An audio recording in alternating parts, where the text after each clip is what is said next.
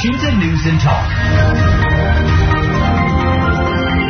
Pendengar, jumlah bakal calon anggota legislatif Dewan Perwakilan Daerah atau DPD RI semakin turun dari pemilu ke pemilu. Sebagai informasi, calon senator maju tanpa usungan partai politik atau bersifat perseorangan. Pada pemilu 2024 nanti hanya ada 668 caleg berebut 152 kursi DPD RI. Itu artinya tingkat ketetatannya hanya 4,4 caleg per kursi. Jumlah itu jauh lebih rendah dibandingkan pemilu 2014 dengan 945 caleg berebut 132 kursi DPD RI atau 7,16 caleg per kursi.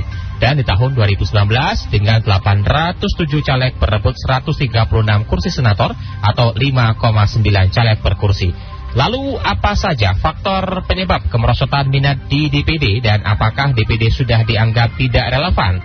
Untuk bahasnya akan kami bahas bersama dengan pengajar hukum kepemiluan dari Universitas Indonesia Titi Anggraini dan juga anggota DPD RI Dr. Agustin Teras Narak. Baik, terima kasih ya kepada narasumber kami yang sudah bergabung bersama pada kesempatan edisi siang hari ini. Baik, mungkin saya ke Pak Agustin terlebih dahulu ya, terkait dengan hasil penghitungan yang sudah lahir, terlihat bahwa juga ketertarikan DPD ini semakin menurun dari tahun ke tahun. Ini bagaimana Anda melihat ini Pak Agustin? Iya, jelas bahwa pertama ini satu fenomena yang membuktikan perlu lebih dalam lagi di dalam rangka untuk melakukan sosialisasi, khususnya keberadaan dari DPD RI ini. Nah, kalau kita melihat dari sisi kesejarahan, Dewan Perwakilan Daerah Republik Indonesia ini tiada lain adalah merupakan wakil daerah. Orang-orang yang memang dipercayakan untuk mewakili daerah sebagai pengganti dari dulu yang kita kenal dengan utusan daerah. Dan ditambah dengan dulu ada utusan golongan. Nah, oleh karena itu, kalau saya melihat sebagai otokritik juga bagi kami yang ada di DPD RI, pertama, berkenaan dengan peran dan peranan. Nah, di sini perlu untuk lagi memperlihatkan bahwa keberadaan Dewan Perwakilan Daerah Republik Indonesia sebagai wakil daerah ini adalah suatu hal yang amat sangat penting di dalam rangka untuk melihat perkembangan dari daerah masing-masing. Nah, tentu dari daerah masing-masing ini harus diawasi oleh orang-orang yang paham dan tahu persis tentang masalah daerahnya, sehingga suara yang disampaikan di forum nasional, dalam hal ini di forum DPD RI, itu betul-betul adalah suara yang menyuarakan hak-hak daripada daerah-daerah dan kemudian juga kewajiban-kewajiban daripada daerah. Nah, ini yang saya rasa yang agak kurang selama ini, dan tentunya ke depan kita harapkan siapapun jadi nanti menjadi anggota DPD RI, orang yang betul-betul memahami tentang situasi dan kondisi daerahnya. Nah, kalau kita berbicara berkenaan dengan daerah, kita harus juga berbicara bukan hanya sekedar suara dari provinsi, tetapi kita juga adalah bersuara berkenaan dengan masalah peran dan peranan serta tugas dan tanggung jawab dari kabupaten-kabupaten kota sampai ke tingkat desa, sampai ke tingkat kelurahan, sehingga suara-suara dari anggota Dewan Perwakilan Daerah Republik Indonesia itu betul-betul menyuarakan kepentingan dari daerah.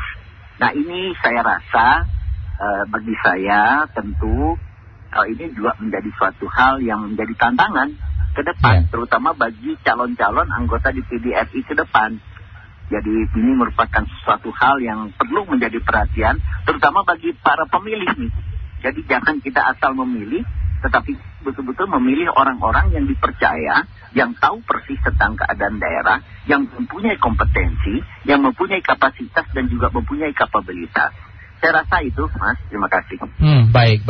Ini kalau Ibu Titi melihatnya apakah sependapat dari apa yang disampaikan oleh Pak Agustin? Ya, saya kira apa yang disampaikan oleh Pak Teras Sarang tadi sangat tepat ya.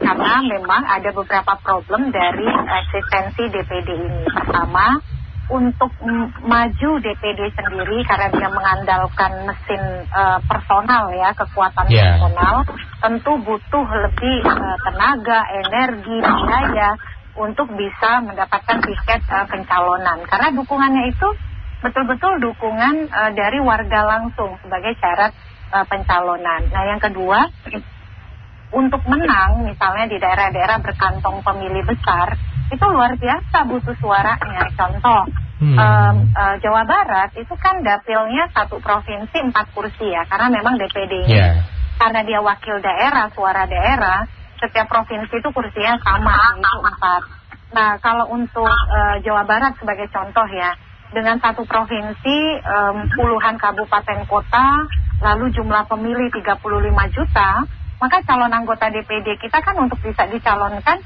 harus mendapatkan dukungan dari sejumlah pemilih. Itu sudah diatur di Undang-Undang Pemilu kita. Nah, untuk menang pun dia harus berkampanye keliling Jawa Barat begitu ya, dan mendapatkan suara dari para pemilih yang 35 juta itu, sehingga dia bisa mendapatkan suara terbanyak apakah pertama, kedua, ketiga, atau keempat untuk menjadi calon terpilih. Jadi memang berat sekali ya, karena mengandalkan mesin personal, bukan seperti pemilu DPR yang itu kan satu provinsi dibagi beberapa dapil ya, dan juga tentu saja ada kekuatan struktural partai. Yang ketiga itu tentu saja selama ini memang citra DPD ini lebih sering berantemnya gitu ya, dan juga soal kinerja terutama karena memang ada desain yang belum sepenuhnya tuntas di dalam konstitusi kita terkait dengan posisi DPD sebagai bagian dari sistem bicameral kita begitu. Jadi agak susah nih karena ruang geraknya juga terhambat di dalam pembentukan peraturan perundang-undangan dan lain sebagainya. Itu diindikasikan antara lain ya penguasaan dan pengetahuan publik yang kurang baik itu dari misalnya pada pemilu 2019 lalu, dari total suara pengguna hak pilih yang datang ke TPS 150 jutaan, ternyata ada 29 juta lebih suara pemilih yang itu tidak bisa dihitung ketika mencoblos DPD atau setara dengan 19,02% karena cara mencoblosnya invalid atau tidak sah. Meskipun dari sisi citra di masyarakat, citra atau kepercayaan publik terhadap DPD ini relatif lebih baik daripada terhadap DPR ya. Bisa jadi karena juga tidak banyak kenal, tidak banyak tahu begitu. Jadi saya setuju sekali, ini jadi tantangan besar bagaimana kemudian para anggota DPD dan juga secara kelembagaan itu merekonstruksi peran ya. Tadi kalau bahasa Pak Taras Narang kan peran dan peranannya begitu. Jadi masyarakat lebih paham lagi, lebih terdampak lagi dari keberadaannya. Karena memang untuk jadi DPD ini berat sekali, makanya Stephen Sherlock, pengamat Indonesianis dari Australia menyebutkan DPD ini high legitimacy tapi low authority gitu. Jadi less authority. Karena legitimasinya sangat besar untuk bisa menang ya, jutaan suara harus dikumpulkan di kantong-kantong suara seperti di Pulau Jawa. Apalagi juga Pak Taras Narang itu Kalimantan Tengah juga satu provinsi 4 orang, satu dapil ya, satu provinsi itu. Tetapi otoritasnya kemudian kewenangannya bisa dikatakan tidak setimpal dengan legitimasi yang harus didapat untuk memperoleh kursi gitu. Jadi itu memang banyak faktor ya yang berkelindan satu sama lain. Baik, nah ini gimana Pak Taras Narang? Sejauh ini kan juga beberapa tantangan tersebut sudah bisa dijalankan dengan baik hingga akhirnya juga bisa menjadi anggota DPD RI. Tapi kalau kita melihat dari beberapa niatan atau keinginan dari masyarakat untuk menjadi anggota DPD RI tahun 2020 maka semakin menurun. Artinya kesempatan bagi yang mempunyai kekuatan yang besar akan lebih mudah untuk menggapainya ya, Pak Taras? Iya, betul sekali. Jadi apa yang disampaikan oleh Mbak Titi itu betul sekali. Dan itu memang satu realitas yang kita alami selama ini. Dan di satu sisi juga, kita juga melihat bahwa ya kita jangan berbicara dulu lah ya, berkenaan dengan masalah hak dan kewajiban dari DPD RI ini sesuai dengan Undang-Undang Dasar 45. Karena memang betul seperti yang Mbak Titi katakan, kita juga punya keterbatasan. Tapi saya tidak melihat dari sisi itu saja. Tapi yang paling penting di sini adalah bahwa siapapun yang duduk di Dewan Perwakilan Daerah Republik Indonesia, seperti yang Mbak Titi tadi katakan, ini tugasnya sangat pertama di awal saja sudah berat. Karena dia harus satu provinsi. Jadi berbeda dengan teman-teman yang di DPR RI, mereka adalah sebagai wakil rakyat melalui partai politik, tetapi DPD RI itu adalah orang-orang yang tidak melalui partai politik yang langsung dipilih oleh rakyat. Nah, disinilah yang memang ke depan ini dituntut memang dalam merupakan suatu kewajiban bagi siapapun yang terpilih untuk menjadi semacam kayak trompet lah ya, semacam trompet bagi daerahnya di dalam rangka dia melihat secara objektif, dia melihat secara konstruktif hal-hal apa yang memang menjadi kendala di daerahnya. Tadi saya baru saja melakukan pertemuan, saya kebetulan di Komite 2, saya tadi di Lido, di salah satu yang memperoleh KEK, dan situ saya katakan bahwa bagaimanapun program pemerintah, yang paling penting di sini adalah hubungan antara pemerintah pusat, pemerintah provinsi, dan pemerintah kabupaten kota. Harmonisasi ini perlu juga diperkuat lagi dengan apa yang dikemukakan oleh anggota DPD RI. Tadi saya sudah katakan bahwa saya bilang bahwa KEK sekarang ini bukan hanya urusan pemerintah pusat, tetapi bagaimana spirit dari KEK ini, kawasan ekonomi khusus ini, betul-betul bisa mengembangkan daerah itu. Nah, pengembangan daerah itu bukan hanya daerahnya yang berkembang, tetapi yang paling penting adalah masyarakatnya. Sehingga masyarakatnya itu betul-betul merasakan peran dan peranan daripada KEK-nya ini betul-betul untuk kepentingan mereka. Jadi berbicara masalah daerah, tentu yang paling utama adalah kepentingan masyarakatnya, terutama misalnya UMKM. Nah, UMKM di sini kan sesuatu hal yang penting sekali, dan masalah tenaga kerja ini juga menjadi penting. Jangan sampai kawasan ekonomi khusus dihuni oleh orang-orang yang tidak banyak dari kawasan itu, dan kemudian orang-orang di daerah hanya menjadi penonton.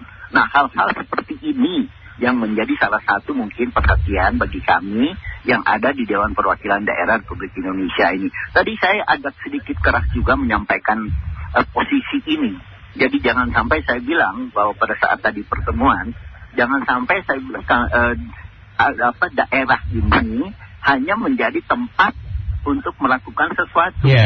Dan ini kritisi saya juga terhadap undang-undang yang sekarang cenderung sentralistis ya. Nanti Mbak Titi mungkin banyak cerita nih berkenaan dengan masalah itu. Saya itu dulu dari saya. Terima kasih. Baik, Pak Teras, tapi di sisi lain ya, hal ini kan juga dibutuhkan calon anggota DPD yang juga mempunyai kemampuan terbaik. Yes. Baik untuk. Halo. Bisa membangun daerahnya masih baik. Halo Pak Teras? Ya, aku bisa tadi. Oh baik. Lanjut. Kami ulangi kembali Pak Teras ya. Ya. Baik, di sisi lain juga ini kan banyak hal yang diharapkan, semakin banyaknya calon-calon anggota DPD yang mencalonkan diri untuk bisa dipilih, artinya juga semakin banyak pilihan masyarakat untuk bisa memajukan daerahnya masing-masing. Tapi jika setiap tahun angkanya semakin turun yang berminat, artian dengan tantangan yang banyak yang tidak bisa ditunaikan, apakah menjadi sebuah masalah juga Pak Teras? Iya, kalau saya melihatnya bukan dari segi kuantitas ya. Kalau saya melihatnya dari segi kualitas. Jadi artinya sebanyak apapun kalau kualitasnya tidak memenuhi harapan, tidak memenuhi keinginan dari daerah juga tidak arti. Jadi lebih bagus sedikit tetapi orang-orang yang betul-betul berkualitas. Sehingga bagi masyarakat pun akan lebih mudah untuk memilih siapa-siapa yang memang berhak untuk duduk sebagai wakil daerahnya. Saya melihat dari sisi itu Mas, terima kasih. Baik, nah Ibu Titi, kalau kita lihat kan DPD ini juga berbeda dari beberapa calon yang lainnya yang juga nanti akan dipilih tahun 2024 ya. Karena DPD mempunyai penilaian yang gampang untuk orang pilih karena langsung menampilkan foto dari calonnya. Dibandingkan DPR RI yang hanya namanya saja, itu memberikan keuntungankah untuk DPD, Bu Titi? Ya, ada keuntungan, terutama harus diakui ya, dari budaya memilih ya, atau voter behavior. Walaupun ini harus diuji secara lebih saintifik lagi. Kalau kita lihat memang tingkat keterpilihan perempuan di DPD itu relatif tinggi. dibandingkan pemilu DPR ya, walaupun semakin kesini hampir semakin berimbang. Ternyata itu juga dipicu dari pengenalan terhadap desain surat suara yang menyertakan foto ya dan nomor urut. Meskipun gara-gara foto ini ada kejadian yang unik juga begitu. Sampai ada uji materi ke Mahkamah Konstitusi mempersoalkan validitas foto yang dianggap Photoshopnya tuh kecantikan gitu ya, terlalu melampaui aslinya begitu, dan itu sampai ke Mahkamah Konstitusi. Karena memang foto yang ditampilkan itu tidak boleh lewat ya Pak Tera Sarang 6 bulan dari proses persyaratan itu disetor begitu. Iya, karena juga sebagian besar masyarakat memilih karena cantiknya, karena ganteng, ya itu tidak ada kemungkinan ya. Dan itu tidak salah kalau tidak kenal, kalau tidak terpapar. Itu pilihan yang paling masuk akal di tengah ketidakpahaman terhadap siapa kandidat. Karena kan begini ya, wilayahnya sangat luas, ada yang di pedalaman, ada yang di perkotaan. Ketika misalnya dia ingin pergi ke TPS, karena pergi ke TPS bagian dari ritual masyarakat kita 5 tahun sekali, dan dia menggunakan hak pilihnya, itu masih bagus, dia menggunakan hak pilihnya itu dengan benar. Tetapi riset yang saya lakukan kecil-kecilan ya, dari membaca beberapa studi soal suara tidak sah DPD itu 19,02% 2019, setara dengan 29 juta, dan itu lebih besar daripada suara tidak sah pemilu DPR yang 11,12%, atau setara 17.503.000. Kan anomali ya, surat suaranya lebih simpel. Ada foto, ada ada foto, ada nomor urut dan ada nama, tapi suara tidak sahnya lebih tinggi dari DPR. Ternyata ada beberapa sebab. Ini untuk Pak Tera Sarang juga. Pertama, yang paling banyak itu adalah blank vote. Surat suara diterima, tidak dicoblos, tetapi langsung dikembalikan masuk ke dalam kotak suara. Jadi surat suara dibiarkan apa adanya, tidak diapa-apakan. Dan ini dikontribusikan adalah karena satu, dia terlalu fokus kepada pilpres. Yang kedua, dia tidak peduli sama DPD karena tidak terpapar tadi ya, tidak terpapar informasi, lalu kemudian juga tidak terpapar caleg. Nah yang kedua itu paling banyak adalah coblosannya itu salah ya, multiple vote. Nah multiple vote ini dikontribusikan oleh dia nyoblos beberapa kandidat. Konon katanya ini juga dikontribusikan oleh praktik jual beli suara. Jadi kalau dia menerima uang dari sejumlah kandidat, dia akan pilih semua begitu. Akhirnya kan suaranya menjadi tidak sah. Tapi khusus untuk DPD itu memang paling banyak dikontribusikan oleh yang blank vote tadi ya, surat suara diterima, tidak diapa-apakan dan dikembalikan apa adanya. Jadi ini yang mesti juga jadi pekerjaan rumah para caleg ya. Bukan hanya caleg DPD memperkenalkan dirinya, tetapi juga dia punya tanggung jawab rangkap memperkenalkan eksistensi DPD itu sendiri, gunanya apa, memperkenalkan dirinya di tengah tantangan real, geografis wilayah, biaya, tenaga, energi yang memang lebih berlipat ganda dibandingkan caleg bisa dikatakan yang punya setidaknya gandengan mesin partai begitu kalau untuk pemilu DPR dan DPRD. Oke, kita akan juga mendengar bagaimana pendapat dari pendengar dan juga masyarakat ya. Kita menuju Sibolga terlebih dahulu. Bapak dan Ibu, ada Pak Putra. Silakan Pak Putra. Assalamualaikum Pak. Waalaikumsalam Pak Putra, silakan. Ya. Ini bicara tentang DPD ya, Dewan Perwakilan Daerah gitu. Artinya kan tugas utama DPD itu adalah melakukan pengawasan terhadap pelaksanaan otonomi daerah di Indonesia. Karena kan sifat pemerintahan kita kan desentralisasi, Ibu ya. Artinya ada pengawasan, tapi ini bukan jalur partai politik. Dia ada tokoh masyarakat yang memang didaftar dan dia akhirnya ini keterwakilan dari daerah mana dia, provinsi kabupaten mana. Artinya bersamaan dengan DPRD-nya juga dia bersama-sama dengan membuat paripurna di perda-perda gubernur kabupaten kota ya, sebagai melakukan pengawasan. Tetapi kayaknya juga itu pun mereka itu nggak selalu nampak ya. Mana yang rapotnya DPD bagus, siapa tokohnya juga nggak kita bisa rasa manfaatnya. Dia hanya honorer partai politik yang 1 kali 5 tahun yang memang fungsinya nggak ada sama sekali keluar-keluarnya gitu. Sekarang sudah ada media sosial yang melebihi kerja DPD dan DPRD daerah yang komisi A sama E gitu dalam regulasi daerah gitu. Ya, jadi terkadang untuk efisiensi anggaran nggak perlu juga sih banyak-banyak DPRD A sampai E gitu. nggak jelas tugasnya gimana, dan nggak bisa menerjemahkan mana program nasional dan program daerah, otonomi daerah begitu. Jalan yang rusak semakin banyak, akses pendidikan kesehatan juga nggak gimana gitu. Terus pendapatan asli daerah juga gimana, dari sektor pajaknya gimana, APBD-nya daerah gimana, pengelolaan desa juga nggak tahu gitu, di akar rumput gitu. Jadi nggak ada gulanya gitu honorer partai politik ini di ini gitu, ngesemak-semakin lah gitu. Yang kedua, Ibu ya, bagaimana juga undang-undang otonomi daerah kita itu nggak jelas banget. Tadi kata ekonomi khusus nih, kalau ada investasi asing itu dalam hal tanah dan agraria juga nggak jelas. Masyarakat punya tanah adat, tanah masyarakat, secara Badan Pertanahan Nasional nggak pasang badan di situ lah. Banyak tanah-tanah garapan atau yang pemerintah nggak hadir di masyarakat kalau udah teriak-teriak gitu. Artinya si kaum kapitalis juga yang menang gitu. Ini gimana ini? Kalau kita bicara investasi kawasan ekonomi khusus yang harus DPD juga pikirkan untuk pengembangan daerah itu. Jangan sampai juga daerah itu miskin terus gitu. Artinya nggak tahu menggunakan refocusing anggaran apa gitu. Yang penting tugas protokoler dilakukan oleh gubernurnya. Yang penting tugas protokoler kepala daerah dilakukan. Jadi anak TK aja bisa kok jadi DPD gitu. Asal dapat fasilitas. Assalamualaikum. Terima kasih Pak Putra ya. Mungkin bisa langsung ditanggapi oleh Pak Terasang terkait dengan kemanfaatan dari DPD ini Pak. Ya mungkin juga boleh dieksplor, masyarakat lebih tahu nih Pak Tarang. Iya, betul sekali.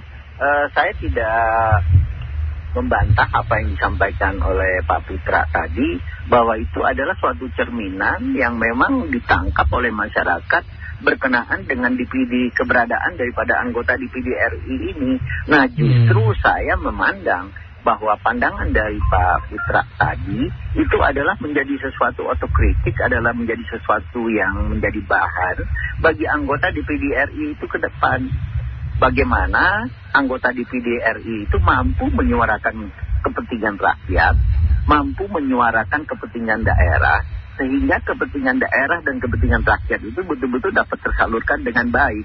Nah, peranan hakiki dari Dewan Perwakilan Daerah Republik Indonesia sebagai wakil daerah ya seperti tadi.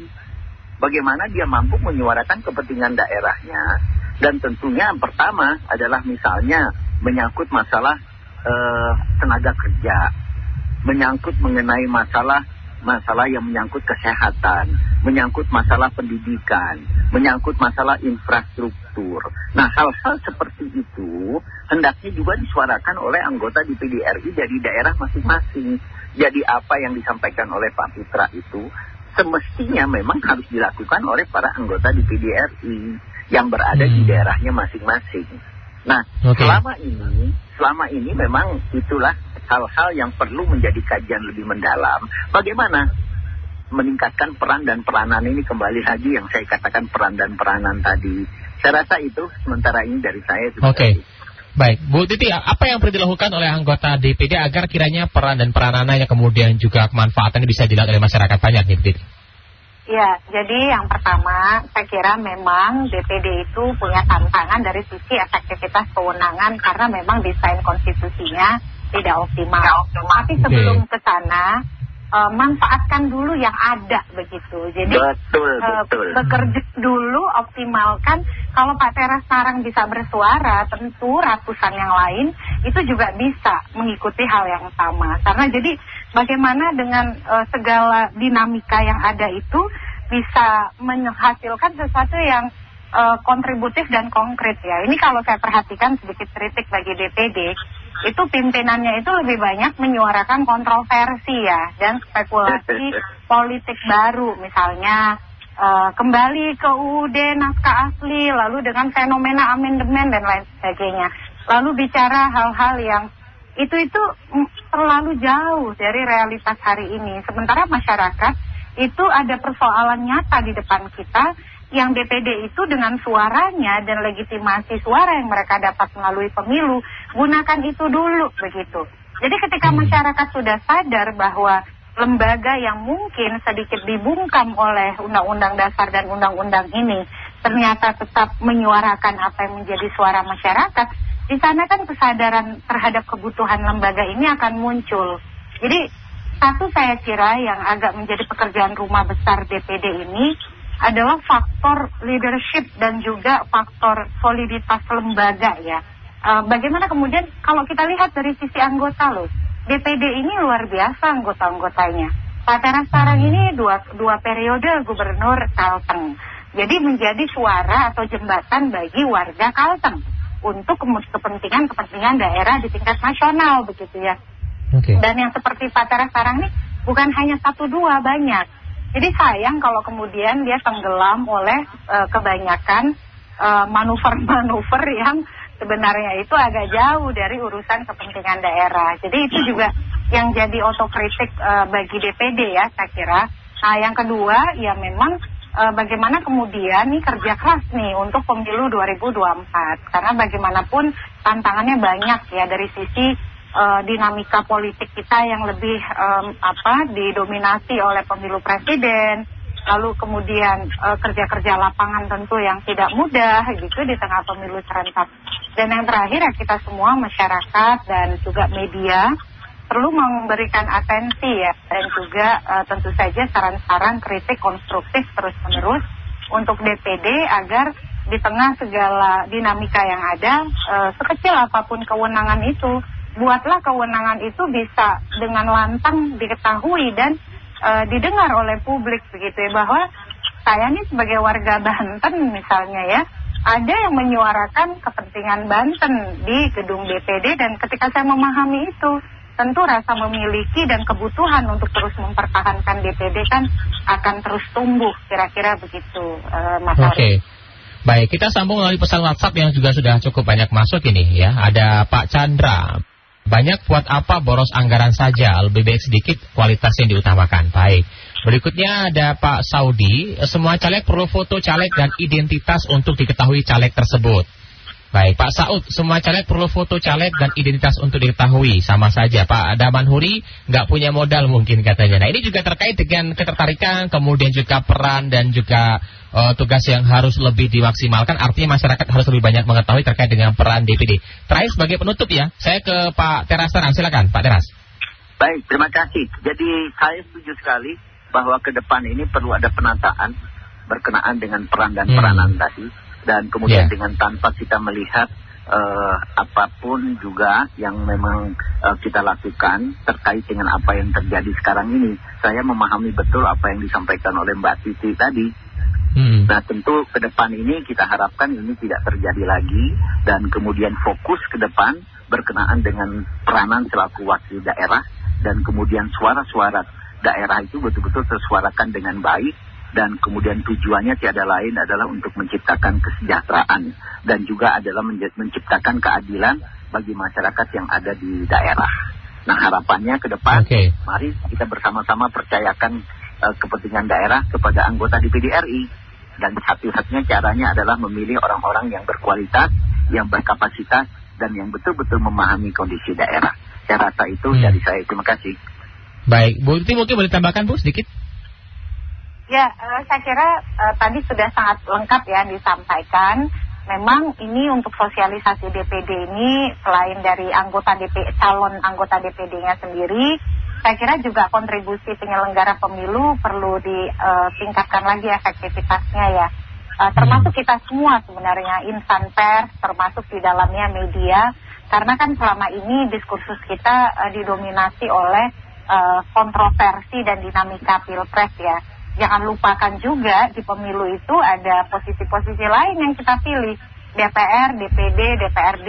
Saya tuh percaya ya Presiden yang baik itu juga butuh kekuatan kontrol yang bisa mengimbangi kinerjanya yang ada di DPR dan di DPD begitu. Jadi ini yang harus kita sebarkan juga, bantu begitu ya. Terutama dalam hal ini penyelenggara, sosialisasinya perlu ditingkatkan lagi nih. Soalnya hari ini kayaknya masih terlalu adem-adem ya, adem ayem begitu. Menyangkut hal-hal yang sifatnya prosedural, lalu hal-hal yang sangat fundamental sekali berkaitan dengan penyelenggaraan pemilu kita. Kira-kira begitu Mas Ari. Baik. Untuk Pak Teras terima kasih. Terima kasih Bu Titi Anggraini dan juga Pak Teras Sarang ya sudah bersama LC pada siang hari ini ya. Mbak Titi, salam sehat. Sukses terus ya. Terima kasih Bapak, terima kasih Mas Ari, semua pendengar. Baik, selamat sehat selalu. Terima kasih Mas Ari. Ya. Baik, baik tadi pada narasumber kami, pengajar hukum ya. Kami lagi kembali ya, pengajar hukum pemiluan Universitas Indonesia, Ibu Titi Anggraini dan juga anggota DPD RI, Bapak Dr. Agustin Teras Tarang.